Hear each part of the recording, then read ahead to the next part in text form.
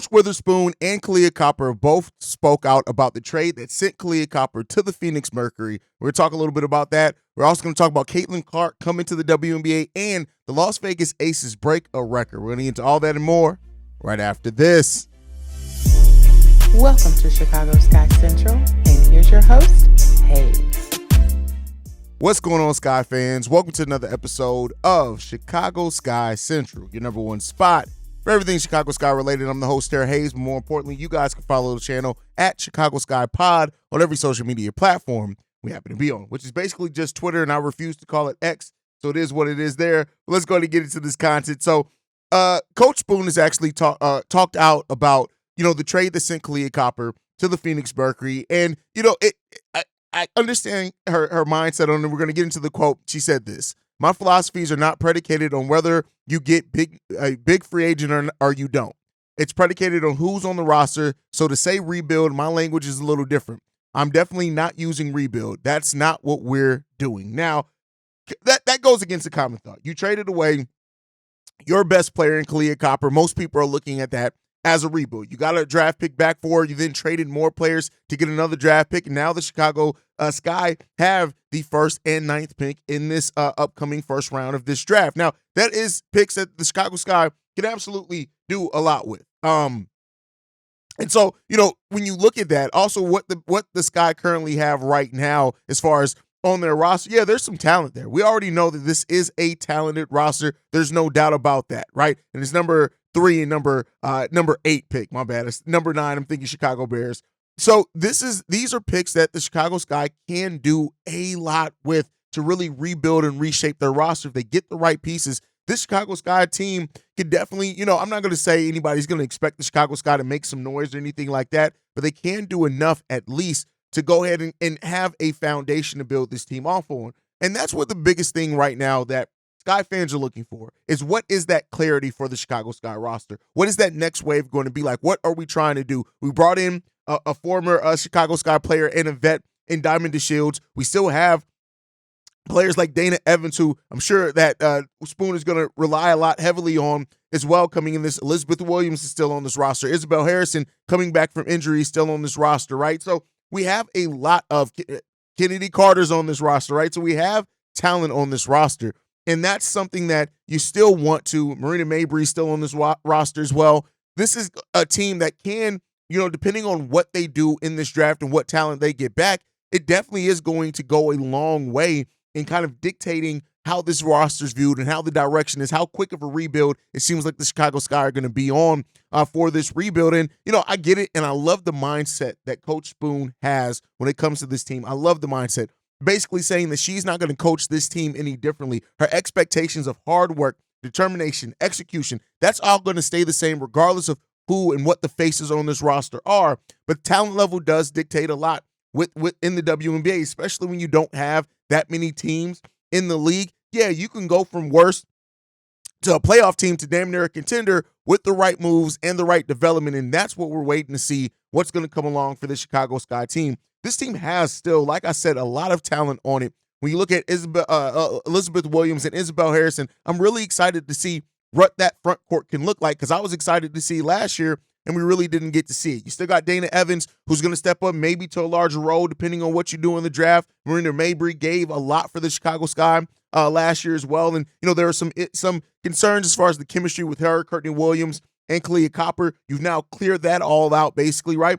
So to see how the balance of this roster figures out is going to be the big thing in this. But let's make no mistake about it. You have 2 of the top 10 picks in this draft. Now, there are only 12 picks in the first round of the draft. It is the WNBA. But at number 3, you can get a player that's drastically going to help you. Aaliyah Edwards is a player that in some of these mock drafts is slated to be there for the Chicago Sky at number 3. And I tell you what, yeah, you want to see what she's going to develop like at the WNBA level, but her skill set, her tenacity, what you have as far as on that floor, that's a big threat. She can also shoot the 3 ball, right? So depending on if you can get that talent, and then with number 9, what you can do there as well, this can jumpstart the Chicago Sky and add more clarity. And I kind of understand right now, taking some time out. It's been over a month since the Kahleah Coppers trade. And while it sucks, I would much rather have Kahleah Coppers on this roster and to give it a go, especially considering that this guy ended up making a pick to get the number 9 pick, just a trade to get the number 9 pick, to just think what that could have been like if you kept Kahleah Coppers. There's always going to be in the back of my mind. I was a Ka fan, right? Kahleah Coppers was one of those players that for people who wanted to get or who showed a little bit of interest in the WNBA, I always sent them to her highlights, and that more times than not get them to say, hey, there's some physicality here. But in trying to now reshape this roster, whether you want to call it a rebuild or not, getting the right pieces here are going to be big for the Chicago Sky, and we'll see what they can do. Are they going to get a player like Angel Reese if she does go into the draft? Is it going to be a player like Aaliyah Edwards? We're not too far away from this happening, and that's the beautiful part of this, is that the WNBA draft is not that far away. We get to go through the NCAA women's tournament, which is already shaping up to be a fun tournament, and then shortly after that, we're going to get the WNBA draft, which we now know Caitlyn Clark is also going to be in. We'll talk about that a little bit when we go around the W. But overall, what's happening right now with the Chicago Sky and adding clarity to that roster, I just hope that it comes along, right? And when it does get there, we'll see what's going to turn into and what the Chicago Sky do. They could be even more aggressive. You never know, in trying to move up and get a player. Like, you don't typically see a lot of that in the WNBA draft. So that comes down to that. But I think with this team and what this front office has already said, we're a little over a month away from the WNBA draft, which goes down April 15th. And it's an exciting time. We got the Athletes Unlimited tournament, which I'm going to start doing some coverage on as far as how Chicago Sky players are performing in that tournament. And then we got that going on now. We got the women's tournament in the NCAA. And then the draft isn't too far after that. And then after that, the preseason starts shortly thereafter. So we're gearing up back towards the WNBA season. I can't wait. It's going to be a fun season to kind of talk about the change. And last season was a lot of change, and losing Sluty and Parker and all the players and Quickly and all the players that we lost there. But now coming into what this next phase truly can be, really kind of cleaning the slate clear. Besides some players that have been here, it's going to be a fun and interesting time. And make sure you guys hit that subscribe button, because if you're a true Chicago Sky fan, I'm going to be giving some of the best coverage that you're going to get for the Chicago Sky, some of the most consistent coverage once the season starts as well. So make sure you guys stay tuned in for that. Now, for what it's worth, we did get finally, Kahleah Coppers spoke out about the trade, and she said this. This is not what I expected.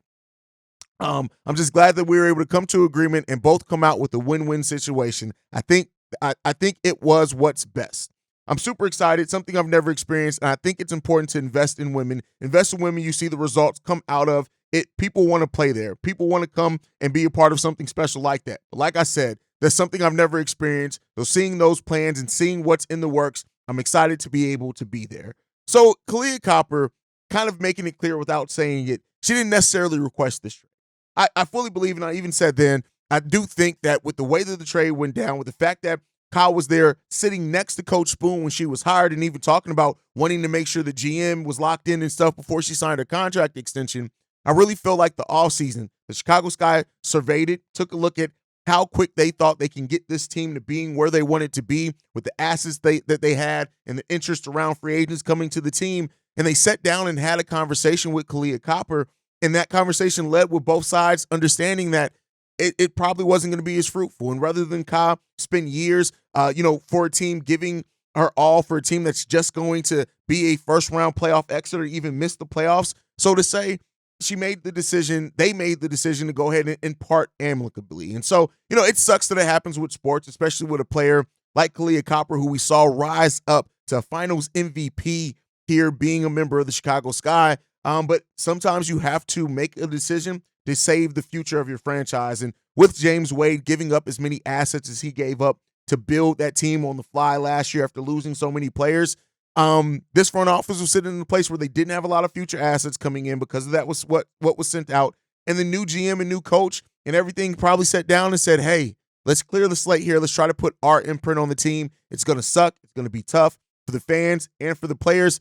But that was the decision that they made, and now we get to see what's going to come out on the other side of that, and if the Chicago Sky can build something that's sustainable in the WNBA, which I'm not going to say it's easy to do, but it is doable to flip that. You just got to make sure that you're drafting right. You got to make sure that you're developing right. You got to get the right pieces in, and because the new coach, the new GM, doesn't have that pipeline over in Europe like James Wade had, replenishing that with talent is probably not going to be as easy as what it would have been before, especially with getting Elena Smith and Isabel Harrison. We never got to see those guys. And now Elena's gone somewhere. So, like I said, I know I keep repeating the same thing. I'm excited about to see where this team goes and to get to be here at the ground level and kind of talk about it as we see it develop. It just sucks that it may be a couple of rough seasons there for the Chicago Sky unless they really hit on this draft pick. And we've seen it before. You can get a draft pick that comes in and completely changes the direction of your franchise in year one if you draft well. And maybe that's what the Chicago Sky are going to be hoping. But a player that in this year's draft can definitely right your franchise is Caitlyn Clark, who declared that she was going to enter the WNBA draft early. I don't think a lot of people expected that to be announced before the tournament started in the NCAA, but she made it clear that that's what she was going to do.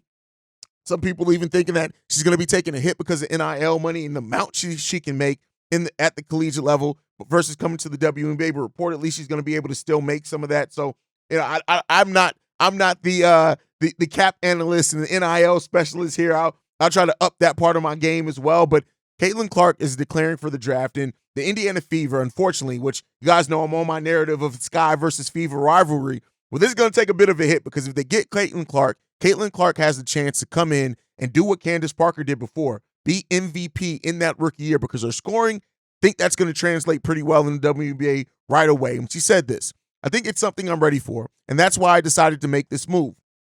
I said this on Good Morning America. And really, this Iowa is place I've known my whole life. And part of the reason I came to Iowa because I wanted to play for my home state. I wanted to do something that really had never been done before. And so now she gets to go. She's probably going to be drafted by Indiana, not too far from Iowa. I wonder if that played any part in it. But she's going to come in, and she's going to be an impact player right away.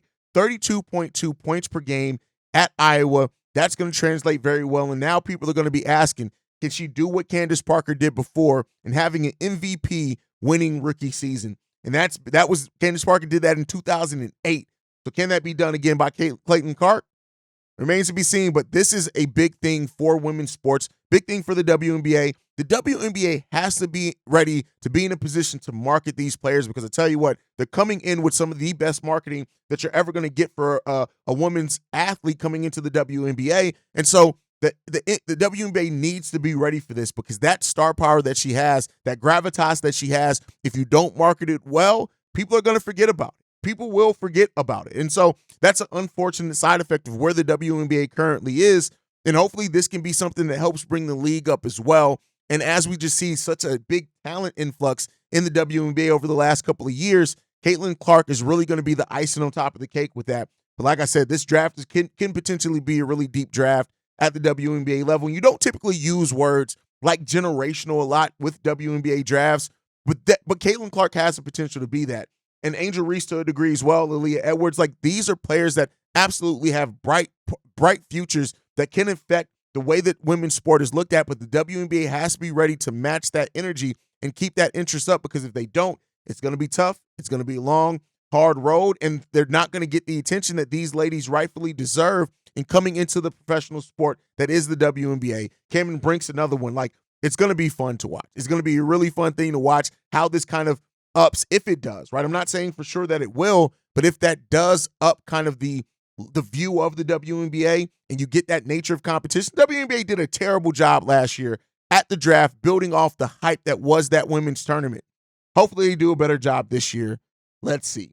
But the last note that we got from around the WNBA is the Las Vegas Aces became the first WNBA team to sell out their season tickets. Now, that doesn't mean that every game is going to be a sellout. They still have single game tickets that will be available, but they sold out their season tickets, and this goes to show that if you build it, they will come, right? The interest, if you have the team that's winning, and that's the point of the WNBA, just in my feelings, needing to get better and making sure their first-round picks make rosters, because if you can do that, if you can capitalize, if you can build something that's sustainable and that everybody wants to see that becomes a target, then yeah, the sky's the limit for the WNBA. They got so much work to do. They came in behind the 8 ball. I don't think anybody, even the biggest WNBA fan, is really going to fight that point. But this is an opportunity. If you see the success that the Las Vegas Aces are having with their new uniforms as well, that's inspired by the Raiders since they're owned by the same owner that owns the Raiders, it's going to definitely be a big thing to see. And it's up to the WNBA to really, like I said, to bring that all together And to get that in for what's that's worth, Kathy Engelbert actually, was asked and talked about the narrative that Caitlyn Clark is going to be making less in the WNBA than she was in college, which, goes with the first topic that we had in WNBA around the W. She said this: "It's a bad narrative. The financial landscape of female college athletes has been under scrutiny, partially with the introduction of the NIL rights that allow athletes to profit from their personal brand." So, we'll see what happens with that. Here's the thing. The NIL money is great, and I love the fact that that's become a thing now. But the fact that, there's some doubt around a player that's so big in college basketball may make less money, I think that needs to tell you where your league is right now. So hopefully Kathy Engelbert, if she's going to say that it's a bad narrative, hopefully that we'll see. Hopefully we'll see, man. So we'll see what happens, but it does seem like that Caitlyn Clark is going to be able to keep that. Those NIL deals are going to turn into endorsements once she turns pro. So she's still going to get a lot of that money as long as it doesn't kind of counteract endorsements that the WNBA already has. So we'll see what that turns into. But guys, thank you so much for tuning in. Make sure you're following the show at Chicago Sky Pod. You can send us any feedback, questions, comments, concerns, ChicagoSkyCentral@gmail.com. And then lastly, if you want to leave a text message and our voicemail for the mailbag, the number to do so, 773-270-2799. We are the number one spot for everything Chicago Sky related, thanks to you guys. And like I like to end every episode on, I'll see you guys next time we go to Skytown. Peace, y'all.